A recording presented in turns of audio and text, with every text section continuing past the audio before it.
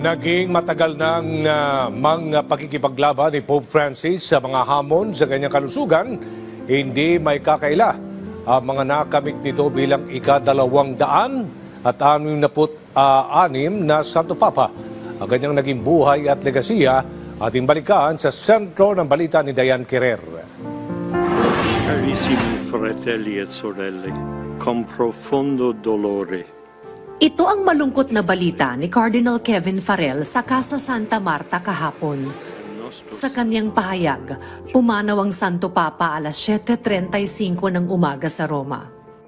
December 17, 1936, nang ipanganak sa Buenos Aires si Jorge Mario Bergoglio.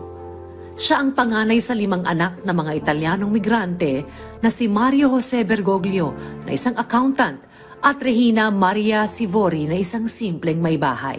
Nagtapos sa Buenos Aires si Bergoglio ng elementarya at sekundarya at dito na nagsimula ang kanyang religious formation. Chemical engineering ang kinuhang kurso ng binatang si Bergoglio.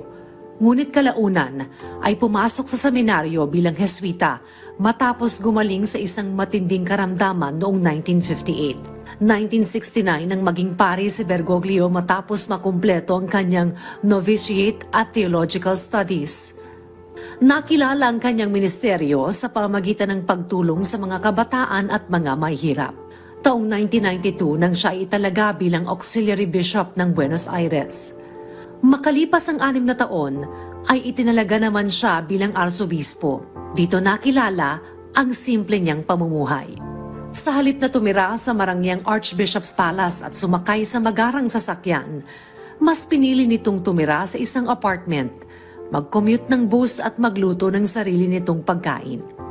Lalo siyang nakilala sa pagsusulong ng kapakanan ng mga mahihirap, sa pamagitan rin ng palagiang pagbisita sa mga komunidad at mga ospital. Malapit rin siya sa uring manggagawa, at siya rin ay naging boses nila laban sa economic inequality at human trafficking. Taong 2001 naman nang siya itinalaga ni Pope John Paul II bilang kardinal. Pebrero 2013 nang magdesisyon si Pope Benedict XVI na magbitiw sa pwesto dahil sa katandaan at karamdaman. Isang buwan ang lumipas, ay naihalal ang arsobispo na si Jorge Mario Bergoglio bilang ika-266 na pinuno ng simbahang Katolika. Dito ay pinili niya ang pangalang Francis bilang parangal kay Saint Francis of Assisi. Siya ang unang Santo Papa na nagmula sa Amerikas at unang Jesuit Pope.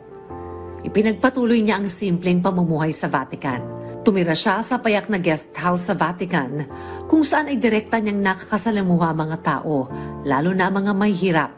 Ilan sa kanyang highlight ng papacy ang usaping kahirapan, climate change, migration, economic inequality at mas inclusive at compassionate na simbahang Katolika. Simula nung siya ay maupo bilang Santo Papa, aabot na sa halos 1,000 ang nadeklara niya bilang mga santo.